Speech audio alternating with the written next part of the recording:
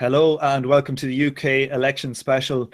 We have had an amazing night for Labour. They lost another election, but the matter of defeat wasn't as crushing as everyone thought. We have Doug and Derek here to talk all about it. First, I just want to say sorry to everybody who's a paying subscriber to From Alpha Omega for not having podcasts out in the last while. I've been absolutely snowed under, but I have lots of interviews and stuff planned, and I swear to God they will be out. Okay, Derek, over to you. I heard you said before we started that you weren't going to annoy everybody, so why not start straight off the bat? Well, it's always fun for a Yank to talk about British politics as if he knows anything about it. But I was thinking today about why. I think this is actually a good thing. I'm not here to talk about. In fact, I think it may in some way be better than if Corbyn out and out won. But I do think some of the cries of Labour victory and all this are way premature. I mean, it's good. It shows the signs of the Tories and the Blairites eating crow, which you can't get enough of, really. But I don't think it's actually a clear vindication of like the Labour manifesto under Corbyn or any of that. Why not? Because one, they didn't clearly win, and even with the fact that the electorate punished parties that were closely associated with the Tories, such as UKIP and the Lib Dems, who are still living down their devil's deal with Cameron from 7 years ago, they didn't vote clearly Labour across the board. I mean, the Conservatives only lost 12 seats, which is significant, but it's not. But a political revolution, it is not. So that has to be squared away. The fact that this has all kind of come down to Northern Ireland, which is really kind of strange, and in a way, the only reason why from a technicality perspective, why Corbyn is not PM and won't be, in the next few days, is because of Sinn Féin's abstentionism. So, that's kind of funny to me. But it says to me that like this is almost as much an anti-political climate as it is a clear, kind of quasi-mandate for Labour in any sense of the word. Even Corbyn at Labour. And the other thing is, it is good to see Corbyn specifically win this because it repudiates a whole lot of Labour's own internal battles, not just the Blairites that have been going after it. I've been listening to, the Labour-friendly British media, like the comedy shows and stuff, just being brutal on Corbyn. Themselves, and he's technically their guy, but I don't think this is a clear endorsement of Corbynite policies or some kind of return to neo-Keynesian social democracy and nationalization of major industries. I don't really think that's what's going on here, and I don't think the election numbers bear that reading out. Well, I think you're being wholly too negative. Doug, do you want to? You always do, and you're always wrong. So we can go about this that way. All right. So it starts. Well, just because you've had your innards cut doesn't mean I'm going to go easy on you, Derek. All right. So, well, I'm going to side with Varn on this, but again, I'm a Yank, and I don't understand. Like, one of the reasons I was a little reluctant to even join this conversation when you first asked me was because it dawned on me last night that I didn't understand British politics at all. That I do understand it to some degree, but like I saw early exit polls yesterday indicating that the Tories were going to lose lots of seats, and that while it wasn't going to be a blowout for Labour, that they would be able to put together a coalition, was what I thought was going to happen. So I thought, around 7 o'clock in the evening in Portland, Oregon, I thought, we're going to be looking at a Corbyn as PM.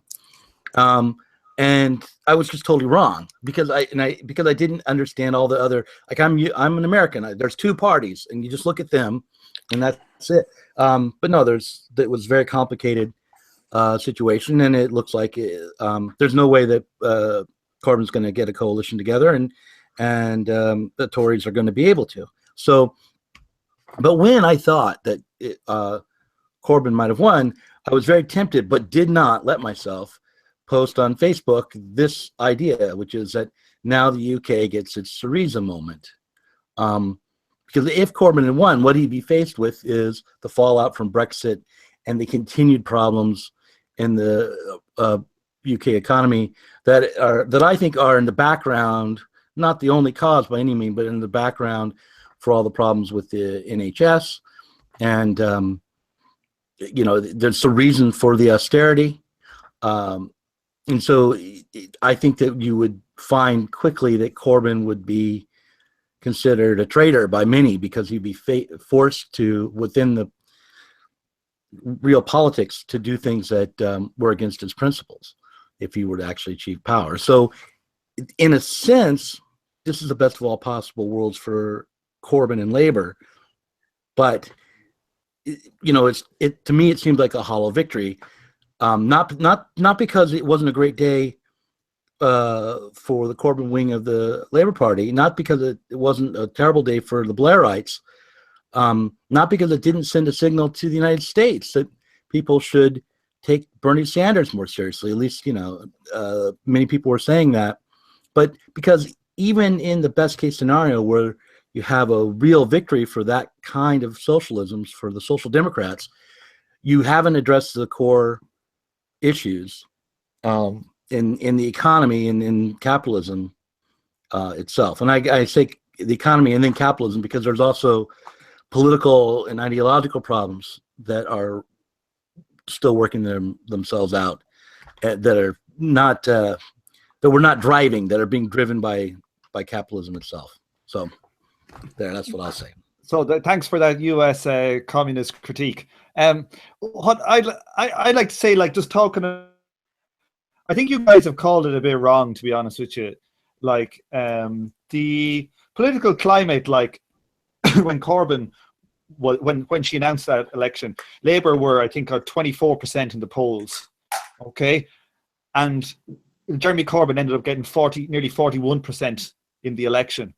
And the main reason that he was able to do that, in my opinion, was that it was the first time that there wasn't, that he had time on the main media where there wasn't a filter. So it was the first time he did, a debate.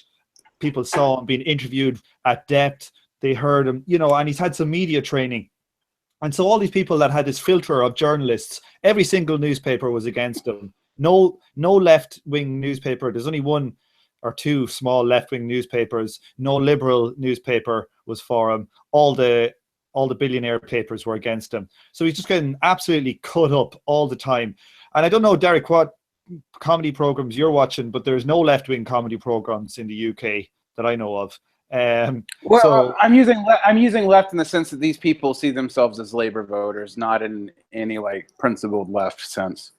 But you might have comedians that are, say, Labour or even radical comedians, but not really. None of the comedy that's on television now is similar to, say, like the brash comedy of the 80s, the new wave of comedians. So it's not overtly political.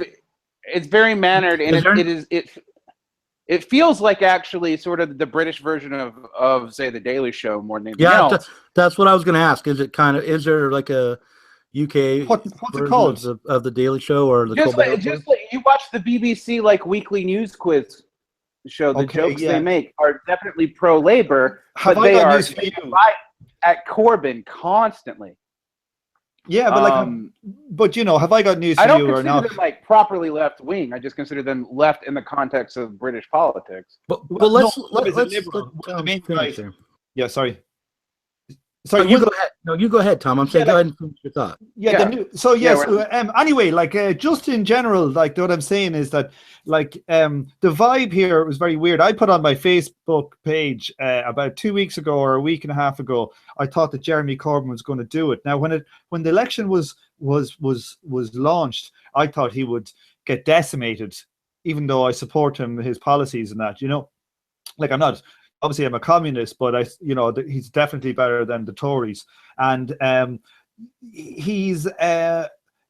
was quite shocked that when I saw on social media, I'm a big boxing fan, and I have a Twitter account that I use only for boxing, right? And so I don't want to have any politics on that. I just want to use it for a separate thing. And what I started noticing through my boxing feed was that there was a credible amount of positivity for Jeremy Corbyn coming from the people. Crazy memes, just like literally every 5 minutes is a new video with pro Jeremy Corbyn. And they weren't coming from party headquarters, they're coming from the roots, from the grassroots.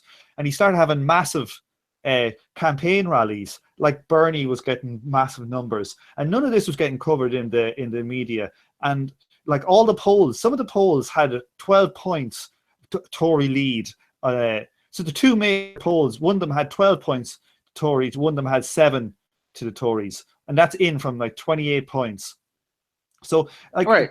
The whole vibe in the country was very different than what the vibe was on the media. Now, for him to break through like that is in the UK is very, very difficult, because it's first past the post, and like the 80% of the media is owned by 4 or 5 billionaires, between Murdoch's, the guys who own the Barclay brothers and all that. So like, and the last 2 days before the election, like the newspaper ones were calling him a terrorist. They had pictures of him with like guys linked to ISIS. They had every possible bad thing they did, and he still romped like very close to being able to form a government. Basically, if we're looking at the number of seats, I was looking at the betting markets 10 days ago, and the number of seats that Jeremy Corbyn was supposed to get was between 100 and 150, and he ended up getting 260, and very short. And the other thing is, this government will not last, because I know. Brexit, the pressures of Brexit are so big that if they ran this election again tomorrow, and what would happen primarily, I think one of the things that will happen is in Scotland there will be some planned things between Labour and Scottish National Party, which are both left wing, and they'll basically manage their seats. So one will run in one constituency and one will run in the other, and they'll basically be able to wipe out the Tories again in Scotland. Whoever thought the Tories would ever come and get seats in Scotland again? So we could see maybe there could have been a 6-seat swing the other way.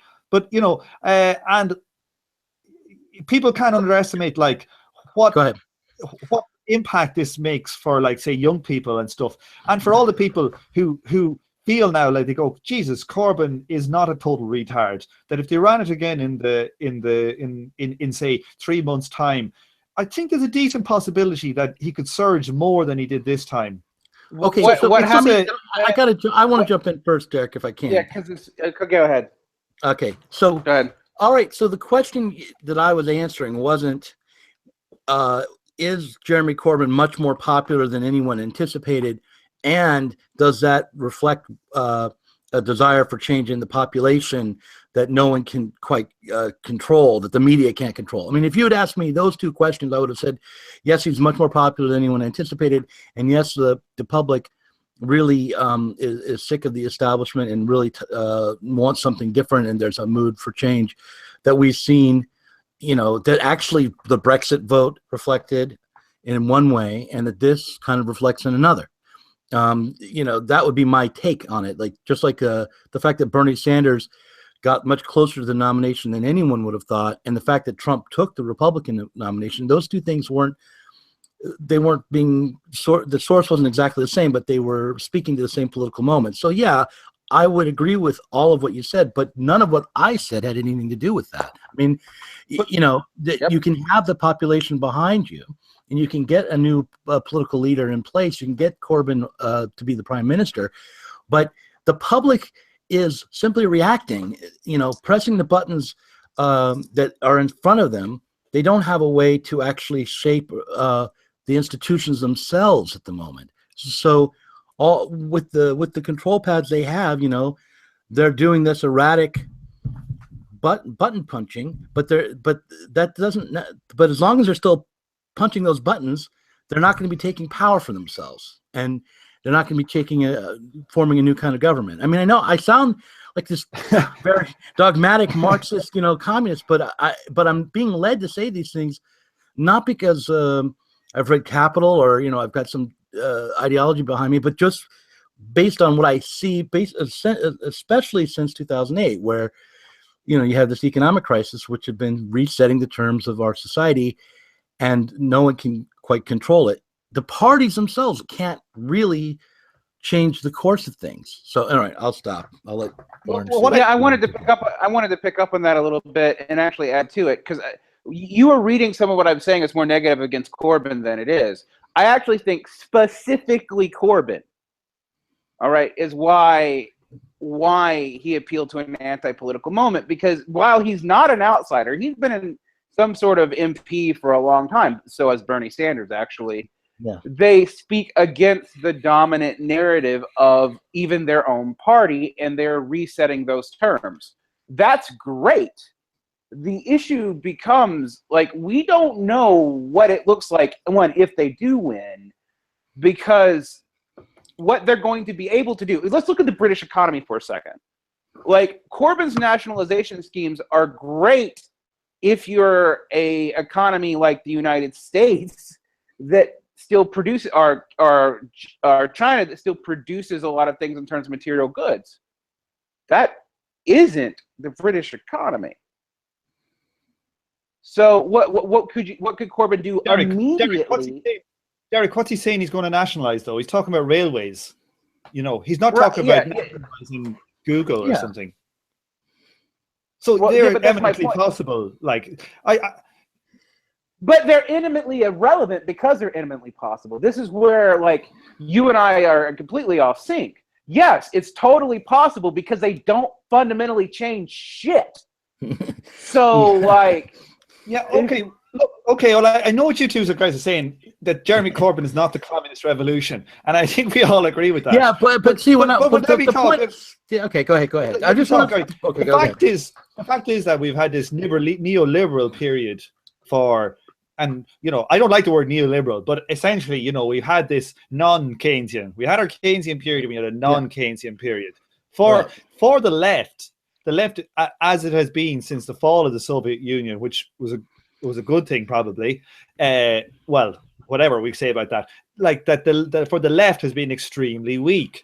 Now we've seen two major dominant imperial forces. We've had America and we've had UK, and we've had resurgent of New Dealers, essentially neo Keynesian, old Labour, New Deal Democrats come back. Now, the last time that happened after a war, or before a war, sorry, and it also happened before and after war, and it also there was communist parties and big things on the left happening. At the moment, our left is extremely weak, right? But this is, to me, is the first kind of crystallization of the populace getting political and radical again. Now,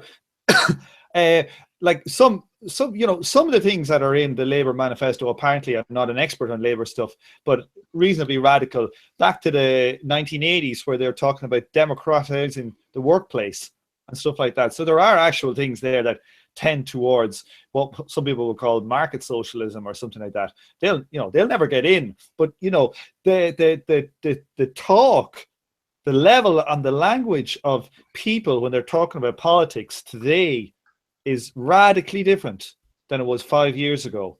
Radically different. And for me, the big thing in this election, and I know this sounds like I'm talking about the Arab Spring and I'm some wanker on BBC or Al Jazeera, and they're talking about, oh, you know, this is the Facebook revolution or something. But like my experience of Twitter is like, it has been really, I've been really shocked, to be honest with you. I've been very, very shocked at how I feel like it's worked. That the impact, like when Maggie Thatcher was in power, or back 20 years ago, 30 years ago, when the Sun newspaper would have a headline on the day of election like "Labour doesn't work" or something like this, and a picture of a dole queue, that paper would basically mean that would be worth 50 seats in an election. That's how it would be. And this time on Twitter and all this stuff, everybody was just saying, you know, fuck the newspapers. And not just one or two people, because these are not political people that I'm following. These are just random boxing fans, and it's full on. And it reminds me like I was alive at the time. But when the printing press first came on, it radicalized politics, you know, and it took a long time for them to get control of the media again.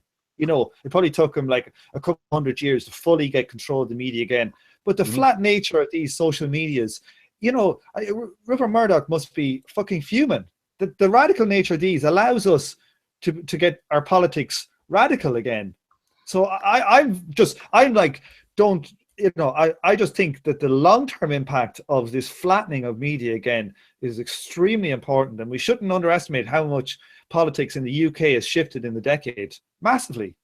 Well, yeah, I agree. This is where I think like maybe we came off because of the way I'm framing this. When I said it's anti-political and it doesn't necessarily mean the left is winning, I actually do think this is an opportunity for some kind of real left to emerge. I thought that about Obama too, because you actually need the space created by the hope engendered by someone like even Obama. Okay, so we think about Obama as a centralist lame-o, you know, basically Clintonite in all but name. Now, but that wasn't what he felt like in 2008. Right. Like, well, now I thought he did, but anyway, go ahead. Yeah. Well, I mean, I kind of did too, but that wasn't what most people thought. Right. The reason why he won is he seemed to be opposing that side of the spectrum. Now he won because people thought he was Bernie Sanders. Right, and he wasn't. Right. But the thing is, like, capitalize on that. Mm-hmm. Jeremy Corbyn as well, you must remember, is far to the left of Bernie Sanders. Right. Depending on what it is. Pretty much now. Like, he's an anti-imperialist. Bernie Sanders on isn't. Foreign policy, he's a much better than Sanders. I've been at anti-war demonstrations in a small hall in London with Corbyn and Tariq Ali and all these people, you know, and a load of trots. And, you know, his economic advisors are some type of Marxists. You know, like Bernie Sanders is like a New Dealer, but Jeremy Corbyn is something much closer to kind of like to Marx, for example. Well, is he? I actually do not think so at all. But I doubt that. But let me ask you this: is he further to the left than Varoufakis? Yes, I would think so. Varoufakis is, well, it's hard to know. Varoufakis is not a Marxist. You know, he's basically a Keynesian, and he said he was a Marxist when he got a nomination to be a finance minister, and he never said it ever before. Ever. And all, you know, everybody in Greece can say, oh, I'm a kind of a Marxist, because half of them thought the Nazis were in the Communist Party, you know, so anybody can say that. But you know, literally, you know, we had the deputy, so the shadow chancellor, so the man who's in charge, the Labour chancellor, he's read Marx. Das Kapital. Yeah. I don't think Bernie Sanders' economic advisors would be reading Das Kapital. No. There is a wing of the Labour Party, say like the ex-Labour Labour Mayor of London, Ken Livingstone, who was, you know, one of these kind of, you know, Marxist labor type of people as well. And Jeremy Corbyn comes from that kind of a clique. So he's definitely to the left of Bernie Sanders. Well, okay, well, what is Is he to the left of Ramsay MacDonald, though? I don't know who that is.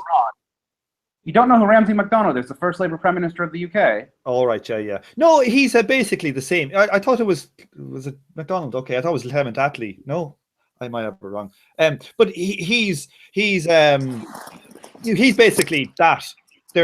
He's basically that, right. Or maybe but a bit to the left of that. A bit to the left, maybe. Okay. But that wouldn't be remotely. I mean, it wasn't good enough in 1929. It's not.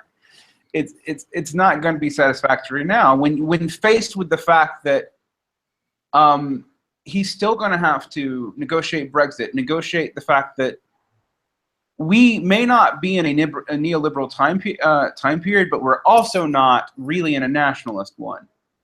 So we still exist within global capital, which is shifting its self-conception. The UK, I agree with you. I cannot support its programs without participating in that. So I'm wondering what, like, I actually completely sincerely believe that he's probably the most Marxist politician we have had since Syriza. right? But I'm also not convinced that, one, he really truly has the backing of his party enough to do a lot of that. And I mean, I don't know. This is me being. I'm wondering how much he really does. I know there is a significant faction that does, but there's also a significant faction that doesn't. Oh, absolutely. But support him. You know, like he's not. He wouldn't be able to probably put in place a lot of his policies. But what I think that's very good about this result is that it shows people what's kind of possible. The things that, you know, there is no future, or, you know, there is no choice, or whatever, there's no alternative. Like there is, and people see, Jesus, we nearly won it. This was our first even go at it, and we nearly won it. And the other thing is as well is that, like, you know, we don't have radical political parties. All we have are, you know, weird truck groups, some dysfunctional anarchist groups. You know, that's pretty much, outside of maybe Kurdistan in the world. I don't know, maybe somewhere in India there's some revolutionary communists or Maoists. I don't know too much about them. But there is no, in the West anyway, there is nothing like that radical politics. But what this shows, and what I see on social media, is that people are I think, I say this all the time when I have political discussions, I think people are inherently radical, but they just don't know it. You know, that when you actually talk to them, people have common sense. Yeah, everybody should be equal. Yeah, why not shouldn't we have democracy in the workplace? You know, like, people are inherently radical. You'll say that, and then they'll just like go, yeah, well, sure, let's turn on the football. You know, but people are inherently quite radical. But I think that, you know, that this is a first opening in UK, for example. One of the first looks of opening outside of Syriza. You had Syriza, Podemos, and now you've had this. But there's definitely a movement. It's definitely a large shift. Well, but this movement seems to swing in both directions, though, because the shifts to the right in Europe and abroad seem to be just as likely if the right is not currently in power. So that's why I'm a little bit more skeptical, because it seems like things go in either direction depending on who's winning.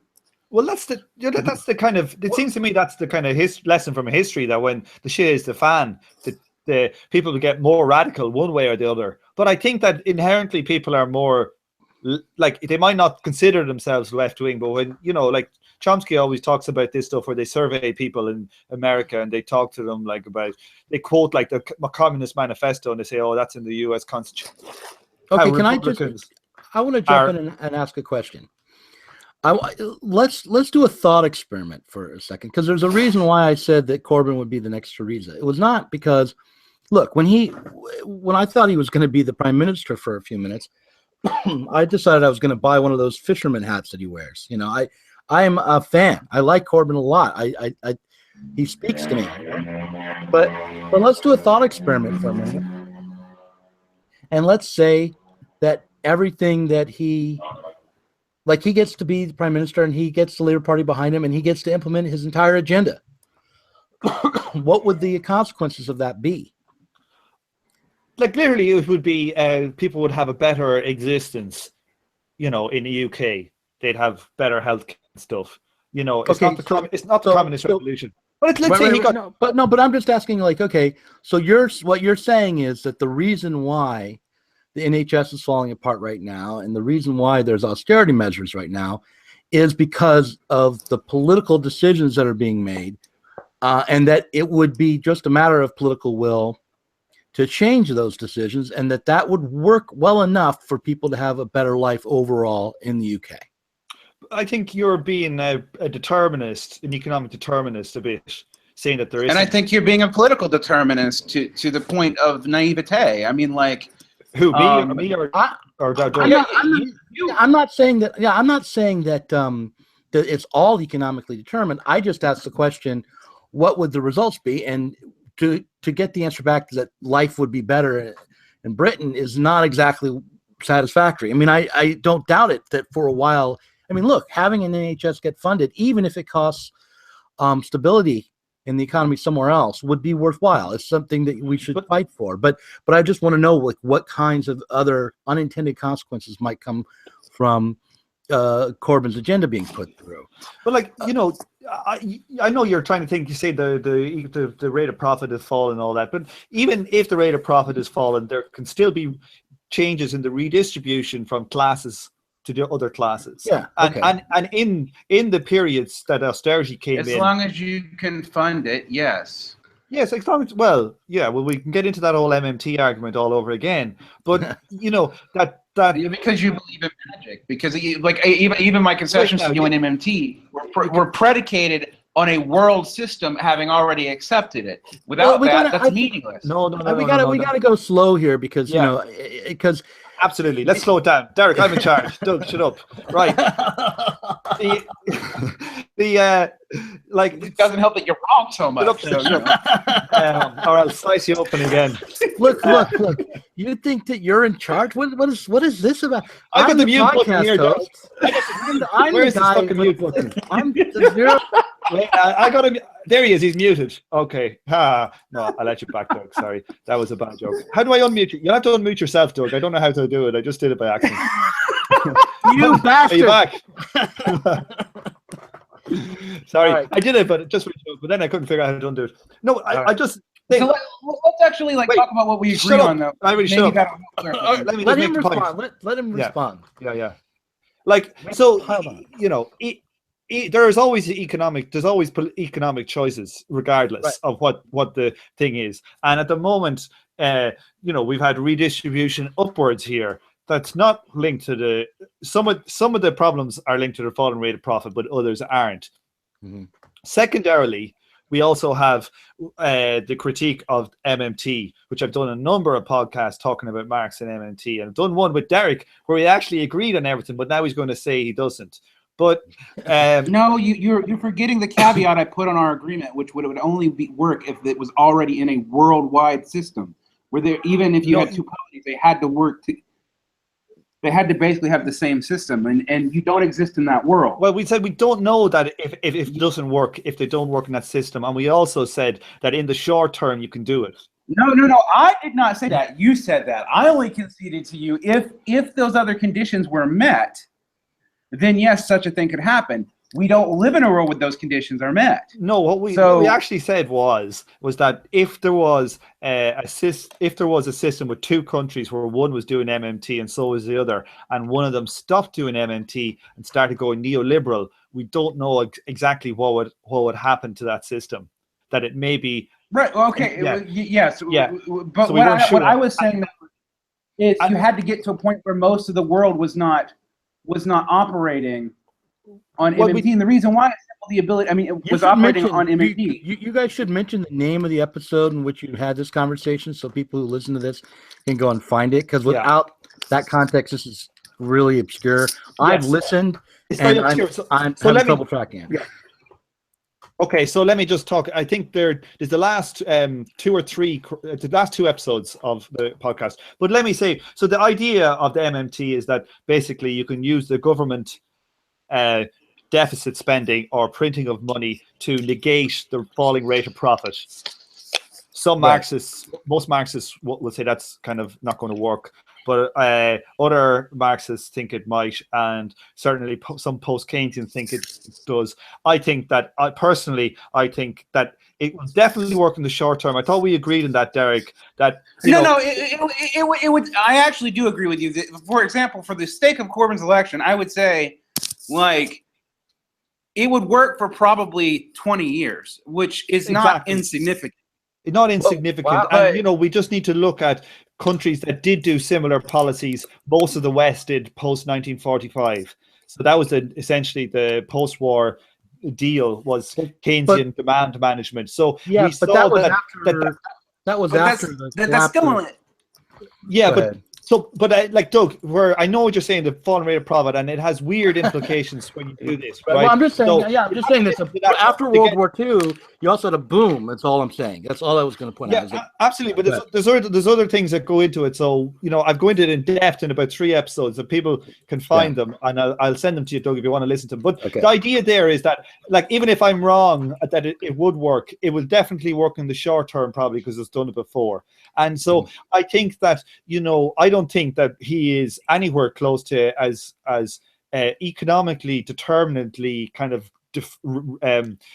caged in as say Kleiman or say you would. I think that there is a lot more room for maneuver. And I would feel differently though if Britain produced more of its own product. Yeah, but even still, I don't even know how it could. They still have the City of London. They still take a skim on every bloody transaction. 45% of all currency transactions in the world going through there, and they're taking their cut. So they have a massive but the moment you switch to MMT, if the rest of the world isn't on that, they won't trust it for the financial transaction. They'll move it somewhere else, and that can happen overnight.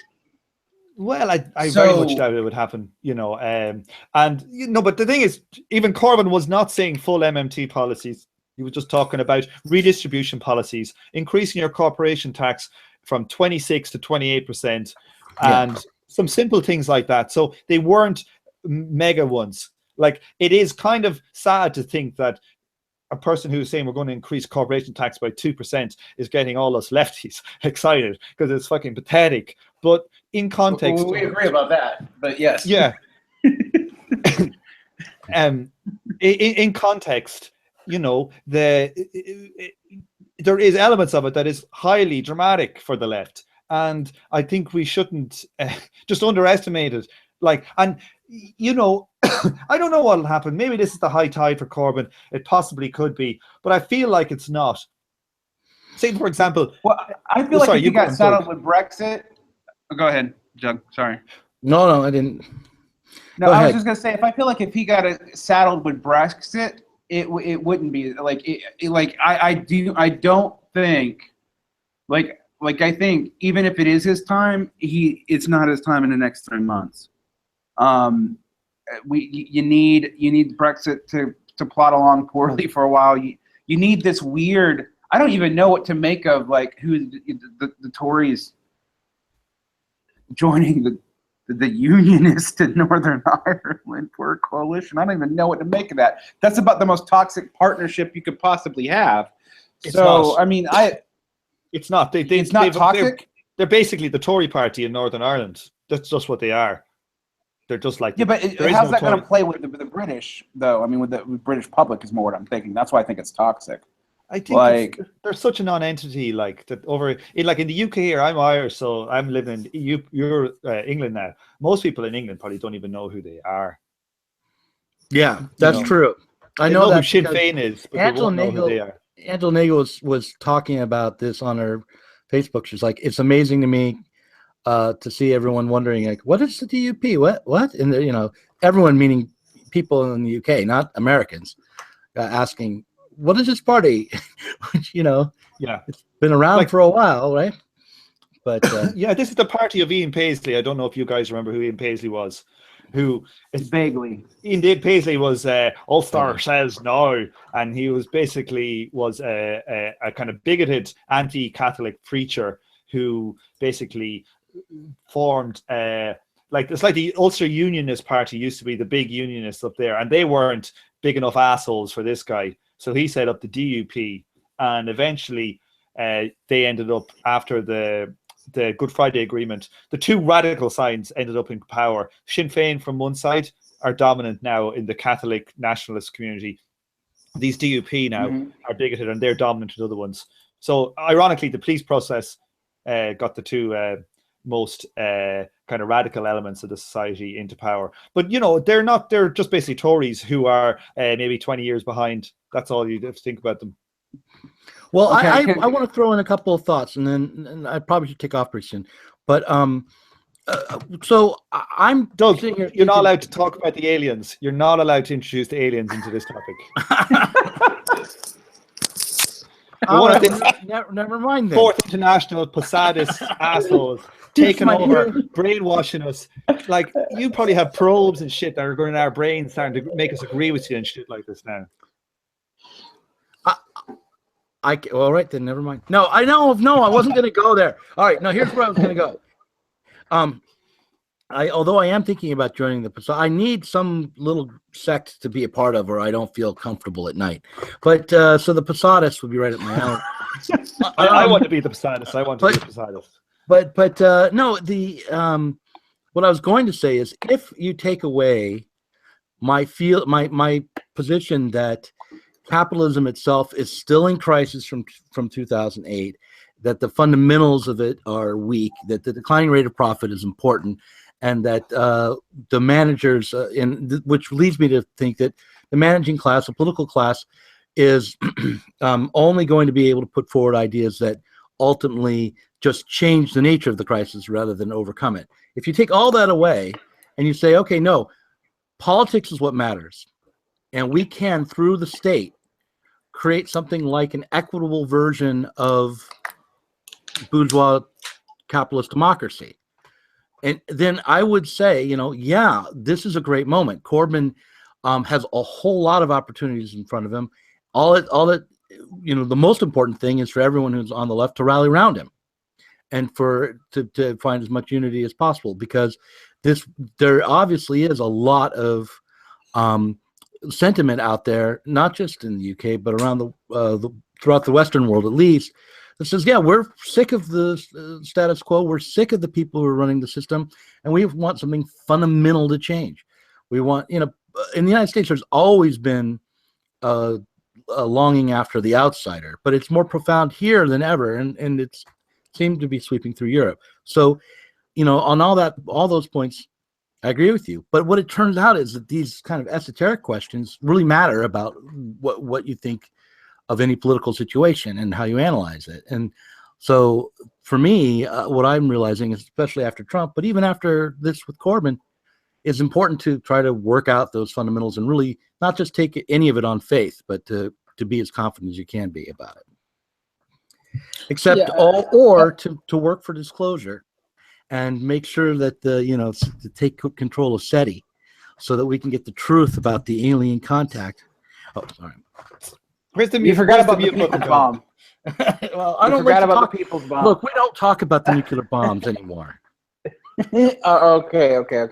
I actually want to switch modes a little bit and say what I think is great about this Corbyn thing, even if it's not a clear, what I think is a clear, coherent leftist victory, is that I do think, as far as Overton windows are going, so far the only people who've been able to benefit from the anti-political moment have been rightist. So it is good that somewhere That's important. Hold on. Syriza aren't right. And Podemos but that was before. We're talking. We're not putting Syriza into that anti-political moment. Why? Well, I think we would think of the start of it as being maybe when Brexit passed, but maybe that's too soon. Maybe we should think of Corbyn. I would say that Syriza is part of the anti-political moment, but they weren't in a place that really mattered. Okay. And I don't think it mattered. I don't think it mattered one bit. And I didn't think it would at the time, which was a very unpopular opinion, but one that has kind of played out, because Greece could never leverage anything against the international system built against it. They didn't have the means to either go it alone or stay on terms that were good for them.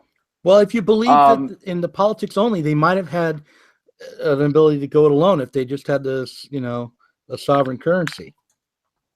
Right. Well, they could have gone their own, but it probably would have been an economic disaster. But they could. That's the reality of the thing. Politics can't matter on its own. It can do things. So it's not true to say it can't. They could have crashed out of the euro if they wanted to. But then they would have been in a. The thing is, though, they could have been in a worse situation, and not have had consequences for it that were foreseeably worse than what they had to deal with. I mean. Arguably, the reason why I say that even still kind of cuts right, and this is going to be very somewhat unpopular, is because they failed the way they failed. I mean, it was because they actually got worse terms for Greece ultimately than even before they came in. So that didn't help anyone. Prodemos is a harder question. I think Prodemos is actually a fair point that I'm missing that. Even something populist like Five Star Movement, we shouldn't shit on these movements. I'm not, but I think so far that the vast majority of in the places that mattered, as far as for global capital is concerned, things have gone right, not left in the cutting. So I don't think so. Like even in America, do people think it's gone to the right in America? Yes. I know I know it has, but it's also gone to the left. You know what I mean? Like I think, except the left has no represent. I mean, like the left still has the same amount of representation in Congress, and this is a big difference between us and Britain, and this really does need to be internalized. Even with the Sandinistas, there hasn't been a movement of people like Bernie to come into the Democratic Party and actually set policy anywhere on any state level, because the Democrat Party have lost all the states. They don't have a grounds to launch from other than the urban hubs where people who were frankly the same kind of people who would have been Blairites are the dominant political people, period. So and that's a fundamental difference from the UK, but the thing is, Derek, the side effect of our system. Things change though. Like literally. No shit, they change. They really changed. Like, who could believe Jeremy? Like Jeremy Corbyn used to be my MP, right? And I used to go to anti-war demonstrations, like small ones. I was actually in when the Arab Spring kicked off in Conway Hall in the centre of London. I was at a few of these ones, and Jeremy Corbyn would come in. He'd be late. He would have said, "I was in Parliament," and he spoke, and his speeches were kind of crap. And for somebody to say that he was so far removed, it was literally he was the furthest left in the Labour Party as far as I know. Yeah, and to think he 5 years later from that, or 10 years later, is like or 6 years later is the leader of nearly gone to power. It's just enormous of a change. So just because the Bernie effect hasn't actually managed to get power yet, the mood in the country and the mood of people, even though the right might be in power, I think it's naive to think that it hasn't shifted left in America. Not that I'm American. Well, I think I would think actually secretly think you are American. I think this accent you put on is all bullshit. Yeah. And you're probably in New York City working from the DNC headquarters. It's the probe. Well, my thing is, my point about that, though, is it's much harder to change the United States than it is to change. And part of that is structurally built into our system. Yeah. And this actually kind of does make some of your point for you, that politics does matter, because the structure of the U.S. government is a political question, not just an economic one. And it does make it very hard to pivot as quickly. So yes, there is a. Well, actually, here's the bigger concession that I wanted to talk to you about, maybe that's relevant. The anti-political mood in the United States doesn't have a place to go. there's no place in the Democratic Party other than Bernie to go, and the people do not trust the Democratic Party to allow other Bernies to happen. There's no one clearly visible anywhere. Maybe even except for maybe Elizabeth Warren to fill those shoes, and it looks really bad for the future of the Democratic Party because they don't have any launch pad in states. What I don't know what that means is the anger. I do think there's a lot of left anger policy wise aimed at the GOP. A lot of people hate them, like probably most people hate them, but they don't have anywhere to go. There is a place because of the structures of labor and the structures of a parliamentary system as opposed to a congressional one, where there's more place for that stuff to manifest. So in that sense, I am more pessimistic about the United States, but I do think that things can change, but it's going to be a much slower process than in the UK if it does. And we haven't seen it really begin at an institutional level in any way. I think these things look like they're not happening, and they're being very slow, and then it happens all of a sudden. It's like these complex systems. You have a table of a mountain of sand, and you put that final sand drop on, and then it reconfigures its shape. And like, I was just looking back, I was going through my catalog of old episodes here, and back in episode 12 I interviewed like a Marxist guy from Speaker's Corner here in London called Heiko Koo, and we were talking about like the left in Britain and what could happen, how disorganized it was, and he was saying he thinks that the best way to do it is through the Labour Party, and that's essentially kind of what has happened. And he would, the two of us would have laughed at Jeremy Corbyn being Labour leader and nearly getting a majority. Would have laughed at that. And things, they look like they're not happening, and then all of a sudden something happens, and that's it. You might see in America a raft of, maybe not this time, maybe in 4 or 5 years, you might see a raft of new governors come through. And then 1 or 2 of them is going to be young and good. And then there'll be a presidential nomination and they get through and you won't know what the fuck's happened. No, I mean, I think that's true. And I think to talk about Obama, and this is why Obama was such a big disappointment in a lot of ways, is that Obama was sort of that for the Clintonites. He was a manifestation and repudiation of their politics. And what had set him in motion probably began as early as 1992. I mean, and I don't just mean like his political. It was a long durée sort of development. Go ahead. Go ahead.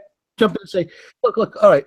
So let's say, because look, what we're really talking about here with someone like Corbyn, it seems to me, is a moment where a radical reform is possible. And by that, I don't mean reform that's radical, but reform that radicalizes and goes and pushes people beyond itself. Yeah. So, because in fact, if we think Corbyn can actually just fix everything, then there's no opportunity for radical reform. But if we think that Corbyn can create conditions where people have real expectations that their lives will be getting better and that these things can be implemented, and they organize around those expectations, and those expectations aren't met, there's a potential there to go beyond just Corbyn. I mean, but by the way, I'm not trying to knock. I mean, I like Corbyn, but the point is that with Obama, one of the things that he did very well, and they spent a lot of time doing right away after he took office,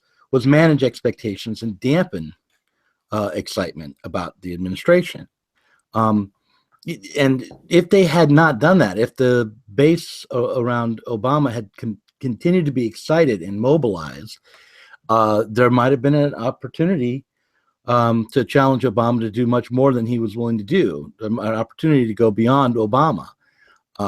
So politically, what we might learn from what happened with Obama is that it's important to throw support behind radical reform with the aim of going beyond it, with the aim of failing in a particular way and leading to even more change and beyond what we can even imagine maybe or expect. Yeah, and to throw us another support behind Tom a little bit, which he's not going to get a lot from me, so we should enjoy this.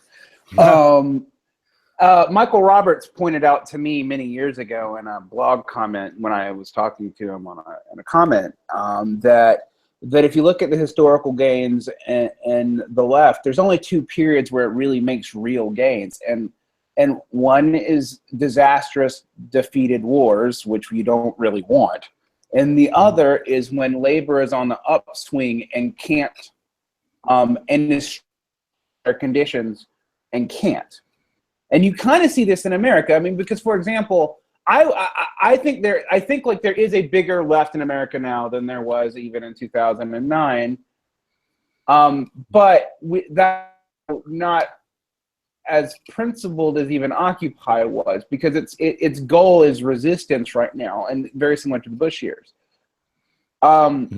Whereas Occupy, this shouldn't be forgotten because Occupy failed so spectacularly. Was a real response to a left-wing failure. And a left liberal, it's not the left, but it was the left of what the available options were. And it was trying to push that beyond itself. That couldn't seem to happen during the Bush years, because in the Bush years, we were all afraid of nuclear war, or the Patriot Act, turning everything into a police state, or what the various number of fears, many of them hyperbolic, honestly, that were going through our head. But because of that, I mean, you didn't see the left do a whole lot of actual left things, even though they had a lot more unity than they did in the Obama years. And so, like you need the space that someone like Corbyn could create for someone like us to really even push it. And it's better if he actually believes closer to us and can't succeed too, because you have, or even if he does succeed on certain things, we have the space to push for things. Because if the working class and the people atomized by capital right now don't have that space, they can't do anything anyway, because we can't pull the union movement out of our ass. We have to create the political space for that to re-exist, for that to have any political meaning. So in that sense, I do agree with some of the things Tom is saying, as negative as I frame a lot of this stuff, because I don't want people to get their hopes up too much, because that's bad. I don't want Mitterrand or Obama or whatever, pick your political figure, redux. But it's good to see that space being possible again. And then that I do agree with. I will see the floor. Yeah. Well, so you agree with me too, then, Varn, right? We're all kind of. I'm like, we're actually more in agreement than we're not. It's just what we're focusing on is different. Derek is just a sycophant. We all know that. Let's be honest. I totally suck up to all of you by telling you are all wrong, dirty liberals all the time. But the thing is, Derek, we get your sarcasm jokes. Most people don't, but we know you're only being sarcastic. It comes from the love and the thing.